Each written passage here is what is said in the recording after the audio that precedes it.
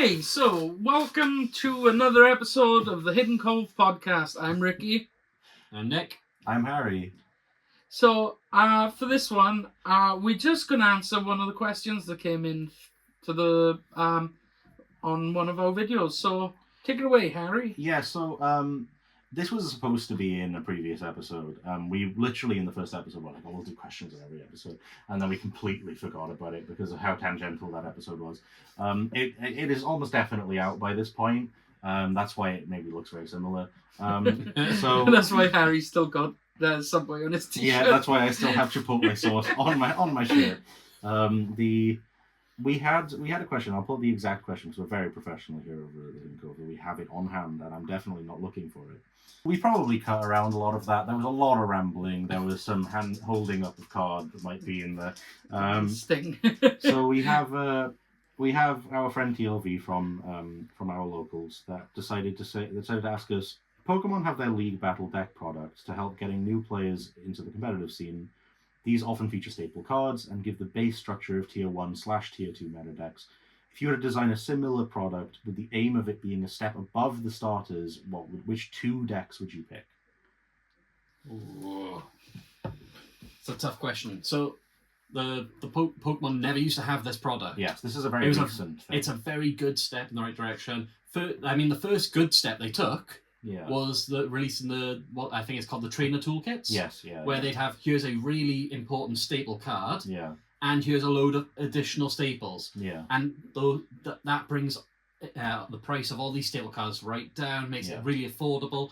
And these constructed decks are just an extension of that, and it's made it so good. Like, I know that people have been saying that one of the ones right now, the Charizard one in particular, is of such good value. Yeah. It's made it very playable, and I bought that. I'd never played the game We also got the competitively. Marnie deck that recently came out because of some cards in it are quite powerful in the tournament.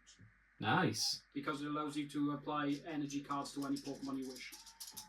Oh, okay, sure. Yeah, we've got The Charizard one I played in an event in the store against people who play weekly, and I'd done alright. Yeah. And that was without any upgrades.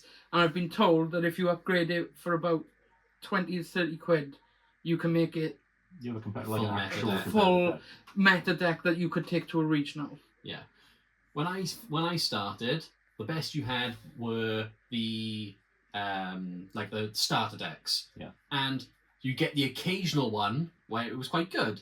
I remember. Like the I cover think, card was okay in them, right? yeah, our friend Sam. Well, you know Sam. Yeah. She bought 2 copies of, I think it was a Garchomp deck, the Cynthia Garchomp. Yeah. Had some really good cards. The Garchomp was actually rogue tier good, and it had all of the cards you needed, but you just needed to buy 2 of them. And that was like £30 deck, perfect budget deck, and it worked. Yeah. But these ones are, I think, somewhat based off actual decks that are doing really well. So from my understanding, they came about a year into the deck being relevant, and they were incredibly affordable ways to get in. The one I know Charizard is the one that a lot of people jump on. The first one that really cemented that was the Mew VMAX one, where Mew V and VMAX and Genesect V were all in this deck, and they were obscenely it was the deck. You know, it wasn't just like you weren't buying a product and getting a tier 2 rogue deck. You were buying a product and getting the best deck in the format. Yeah. You know? With the Charizard one, I know that when it came out, one of the big selling points for it was that it was a £30 deck at RRP, 27 at the Gamers Emporium. But Hashtag not sponsored. it was it has a Prime Catcher. Prime Catcher, before that deck came out, was a £25 card. Yeah. So it was basically buy a Prime Catcher, get a deck that it works in for free. Yeah. The current one is Dragapult Pheasantipity. But the Dragapult's also phenomenal, isn't it? Yeah, I think that is current meta. Yeah. Dragapult is the 120 and 60 to the bench, something like that. I'm not sure. I think it's something I feel like it's a that, spread type. Yeah. But yes, it's an aside. So, what would we pick as an equivalent to that? Is a very good question. Yeah, and it raises this it raises a whole question of like, Lorcana really should have tried something like this, but what is, if something is going to get dropped in price, what is the thing that like they're okay with? It's got to be something older. Let's humor the idea that rotate. Well, like, the problem is you got to keep rotation in. Let's say that. Well, let's take it back 6 months. Yeah. Rotation is nowhere near. No one's mentioned it. Yeah. What would you have said when you got sets 1 to 6 or 1 to 5 available? I feel like it one of the best decks that is quite. It basically signals Lorcana, and it's not super complex and lots of moving parts. It's probably Steel Song. It has a lot of room to grow. Yeah. And they could have used it as a backdoor to reprint Rapunzel. They could have also if you're looking at here's the budget version of it, you can definitely take a couple of the key parts out. You can put 2 spectacular singers in and 2 Gaston. Yeah. Or you can,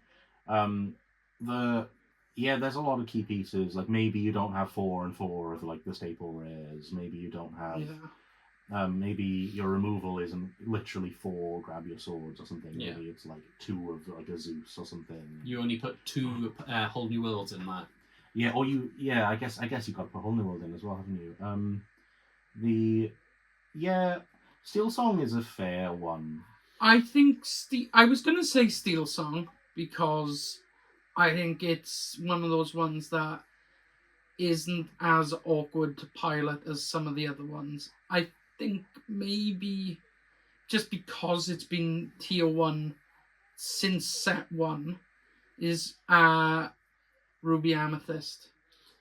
Ruby Amethyst is good and strong. I feel that if it's intended to be a onboarding product for new players, or newer players at the very least, is Ruby Amethyst going to give the wrong impression of the game? It's quite complex. Sometimes it feels like it's not when you're playing against it, and you're like, okay, they've played that card again. Yeah. But there is a lot of thought process behind getting it right. Yeah, as a Ruby Amethyst player, which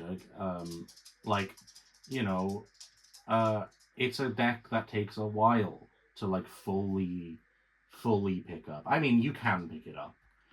If you're experienced in TCGs, picking up Ruby Amethyst isn't really an issue. But if you've never played a card game before, I think Ruby Amethyst can be tricky. Yeah, but is it more tricky than, say, Ruby Sapphire? Because Ruby Sapphire can be pretty tricky with some of its interactions about like how you're going to go about. It depends what version you build in. So how sequencing certain things. So like maybe ice, if it's got ice blocks, reducing the right things at the right time to then hit the seesaw. There's a lot of Ruby Amethyst and Ruby Sapphire both have a lot of sequencing stuff that is a lot. I just don't think it would be a good idea to introduce someone with Emerald Steel discard. Well, I don't think that is not a good product for entering the game. Because if you think about it, these products are also intended for people to buy, take home, play.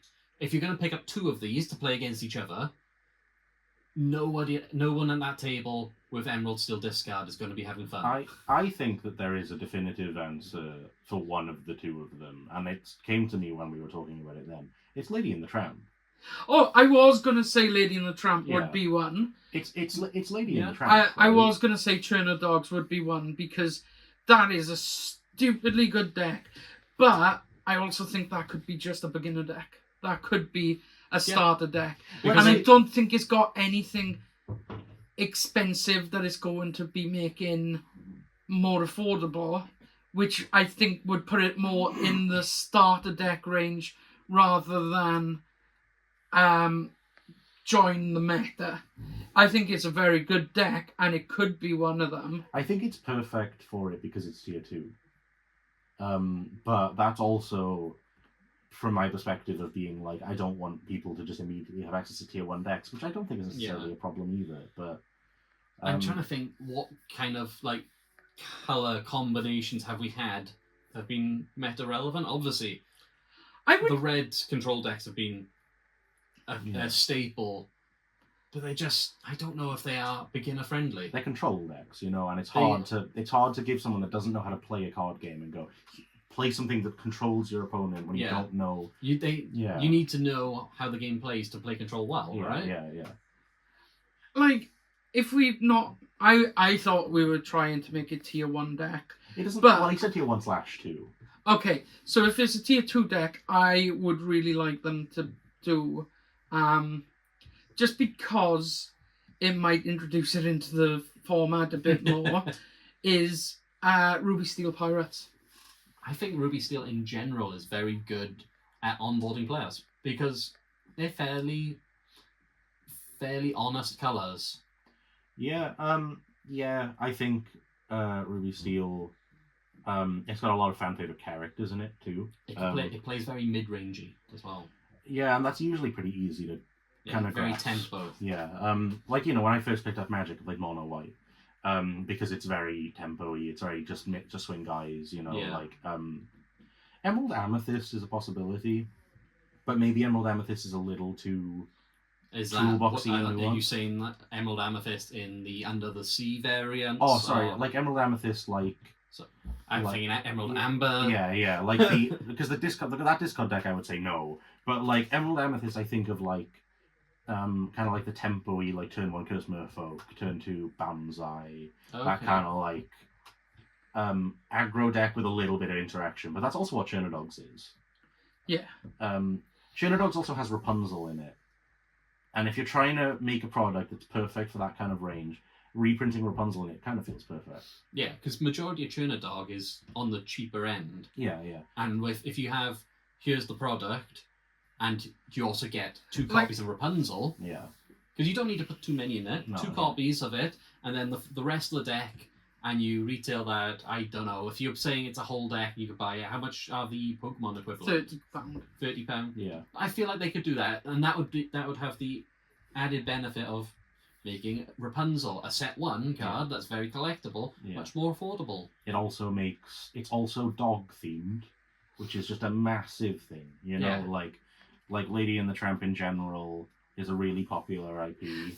It's you can be like, and if you want to get Enchanteds, you can buy packs from us. Because there's a lot of Lady and the Tramp Enchanteds, and there's a lot of cards that maybe or maybe it doesn't have crit key in it. Maybe it doesn't have cards that you could pick up for a few pound and chuck in. Yeah, 'cause Um, you can certainly do one of those, like a leaflet thing that goes inside that says, here's some potential Yeah, absolutely. upgrade paths. absolutely, yeah, I'm sure I've seen a product in a game that does that. yeah. Just can't think what it is. Yeah, well, because Lorcana tried the Gateway product. I think Gateway is great for teaching people how to play it. I think it was fairly priced. I just don't know if it went enough into the game that someone would turn up and on a 'Cause- Friday. And that's the problem now, is that although we've had some new players recently, our local scene is Mature now. yeah, and it's very much even when There's a lot of very good players as well. even when we do a meme night, if a new player turned up with the competitive deck, Yeah, Michael's gonna crush them with brooms. yeah. Well, the problem is, because we are established players, and our whole meta is now, what we deem as a meme, it is still a meme, but fundamentally, as deck builders, we're gonna know to build it in a way that it's not just going to fall over straight away. Yeah. We're not going to be a little too greedy. Like- Maybe like, we are. Maybe that is the meme. Like Ruby Steel Pirates. We would consider a meme deck, but someone else would consider a legitimate deck building option. And- I'm just thinking Nick is giving me too much credit. I just want Robin Hood to work. to be fair, there are meme nights sometimes where I show up and I'm like, what is this deck? like what is it?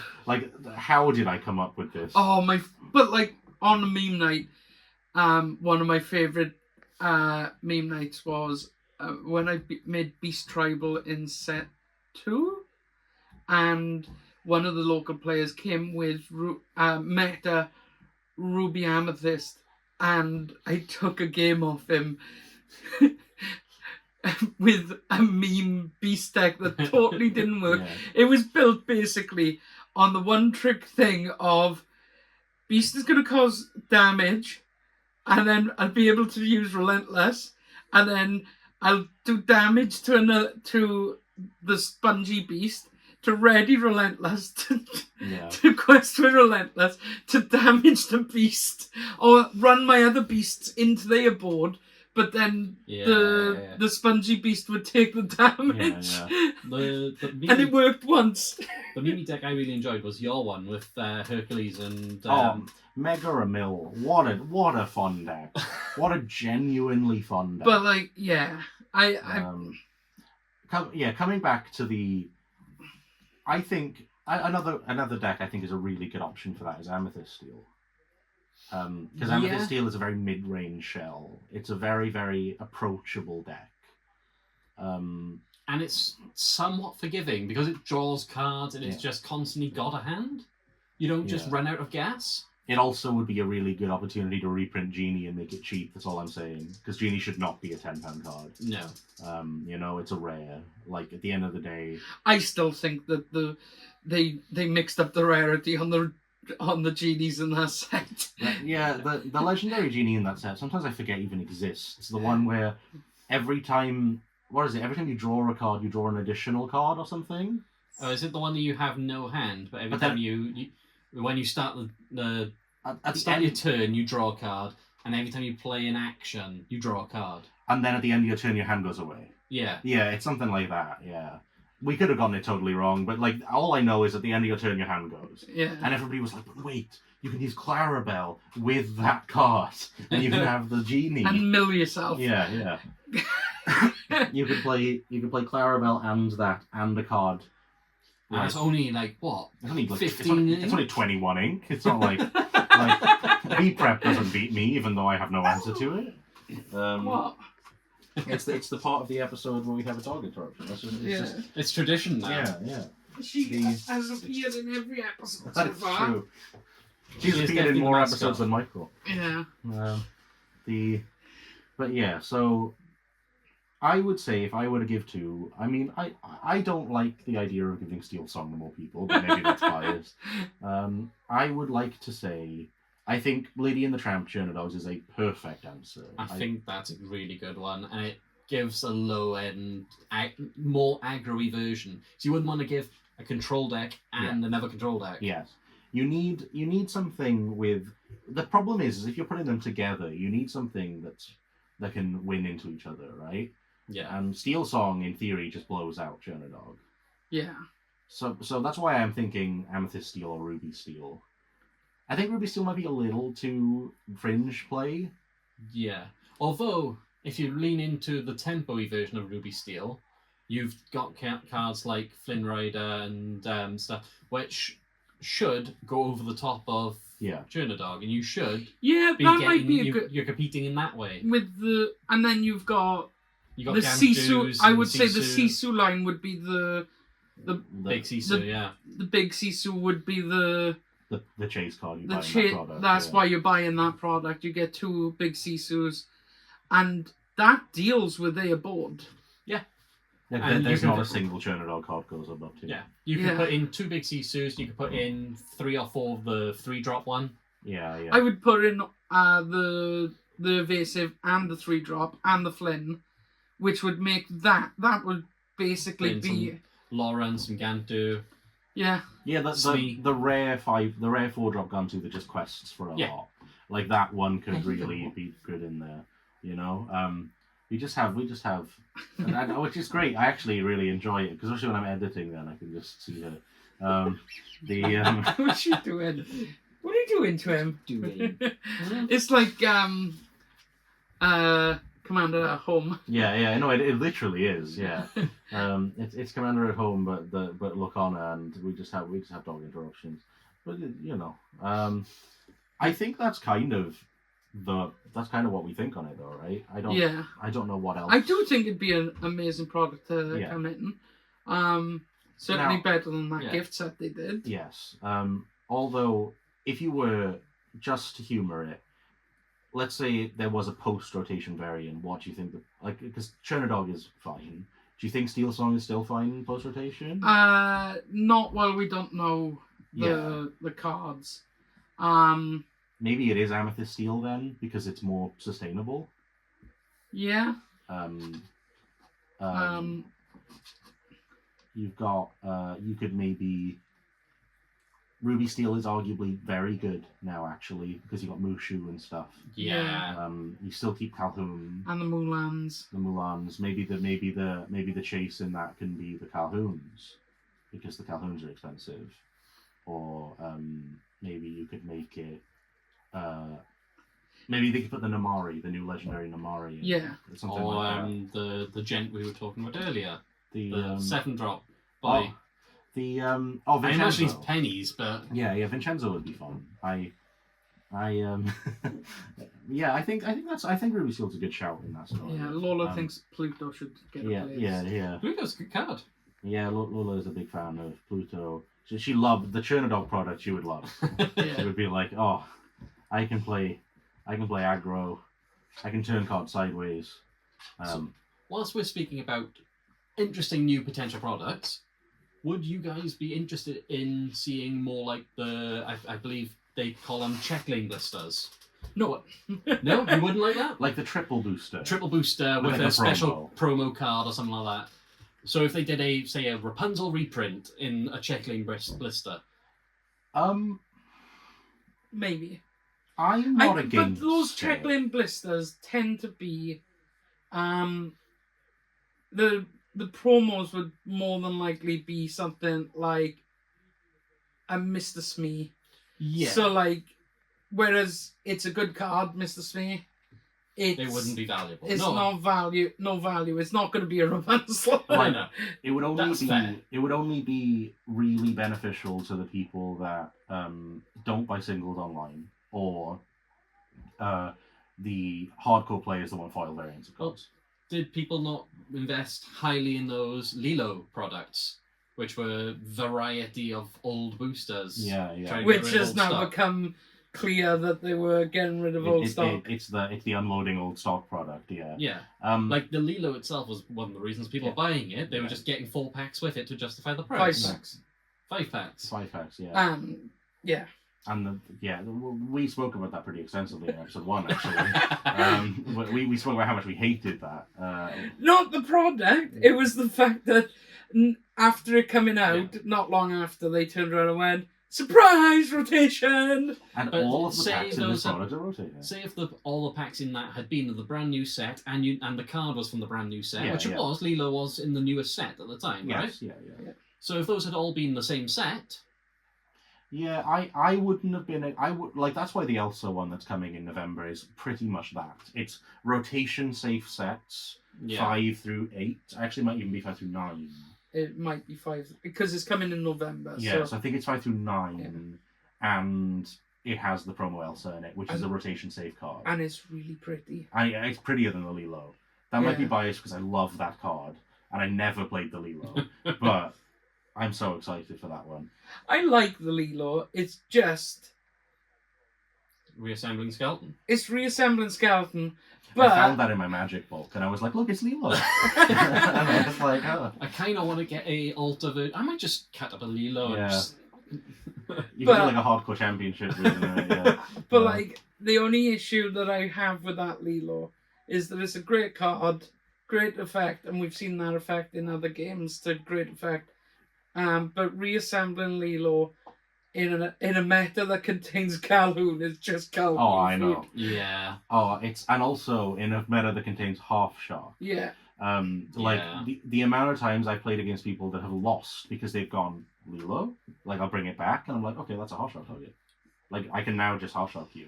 Yes. You know, Because especially when you were running the Shadow Finder. Yeah. Because I'd be like, I'm safe. There's no shark in sight. Yeah. And then it's like, no, it just immediately comes in. In terms of products, I think we're getting better. I think things are getting better slowly with Lorcana, and I would be really interested if something like that comes along. I would absolutely not be opposed to it. It would get more people in. It would maybe help foster some of the stores that are struggling a bit more, where they can go, look at this product, here's a trial day, you can try the product and buy it at a reduced price, and then maybe they pick up the game from it, you know? Something like that. I don't think it's a bad idea. I think my lock-in for a post-rotation version would be Churner Dog and Ruby Steel. Yeah, I think so. I would agree with that. That also covers 4 of the colours. What colours does it leave? Sapphire. Sapphire Amethyst. Sapphire Amethyst. Blurple? Frozen Blurple one as well. Yeah. Yeah, you could do 3. 3 seems good, because that covers all of your bases, and you don't... And you can put Into the Unknown in it.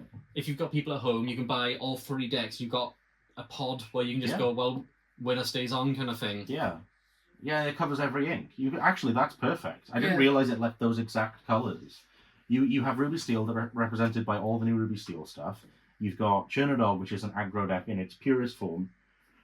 And then you've also... It's an aggro deck that actually gives itself gas because of Miss Park Avenue and other bits and pieces. That new one, Dapper Rascal. It feels a bit less of a feels bad. Like, obviously, the traditional aggro, very strong. Yeah. But it feels bad when you just sit there and you go, I drew the wrong card. Yeah.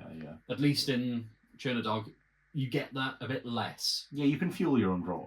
And you also have cards that reward you for going wide. Like, you've got Dapper Rascal, which is whenever one of your characters is banished on your opponent's turn, you draw a card. And if they're doing it, they're banishing everything but your 2/8, you're drawing loads of cards from it.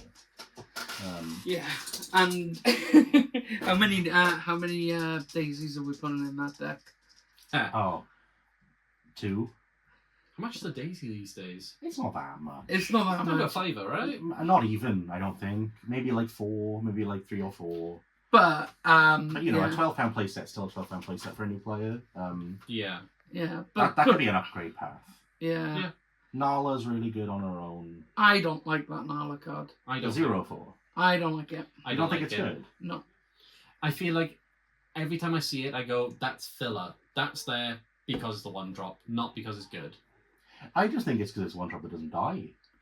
Yeah, I get that, but I'd rather be playing something that does something. They're playing Curse Merfolk as well, and Curse Merfolk, I mean, that's rotated. I would say Curse Merfolk is better than Nala. It is. Yeah. But Merfolk's also uninkable. I would also... I know that she dies, but Wishing on a Star, Lilo, I would play before Nala, just because they've got to use removal on it. Yeah. And if they're using removal on that, they're not using removal on my lady, which will then shift into a bigger lady. And you've also now got 2 really playable 1-drop ladies. Yeah. Yeah. I mean, I think that kind of answers it. Yeah. I think we're pretty... I don't think we want to extend it too long. No. This is going to be whilst Harry's away, so... I might be riding Space Mountain as you're watching this video. Probably not. The queue is probably too long. Well, for Ric Flair. Oh. No. So... I'm definitely not riding Ric Flair. Shit. We've reached 20 lore. It's time to wrap up. Harry's probably on Space Mountain. Me and Nick are probably in work. Yeah. But, you know, I'm probably on Space Mountain, so that's how it works. Smash that subscribe, like that bell, and do all of the bits below and make sure that we get seen. Let us know what you want us to discuss, if you like this kind of free flow podcast or...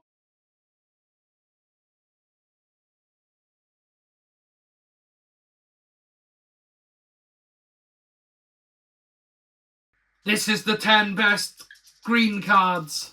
What I want you to do is record a video where you look at the camera lens really intensely. Go, this is the best 10 emerald cards. Number 1 uses. Number 2, Diablo. Number 3, Deceiver of All. No explanation. Number 5. And then you put questionable ones in as well. Number 5, Deceiver. Number 6, Daydreamer. Number 7, the sneaky one on the roof, Robin Hood. Number 8, Robin Hood, the 2-drop. That deals the damage on entry. Number 9, Little John. And number 10, big massive 9-drop Robin Hood. And that's the definitive top 10. Buy out the card now. Do not elaborate.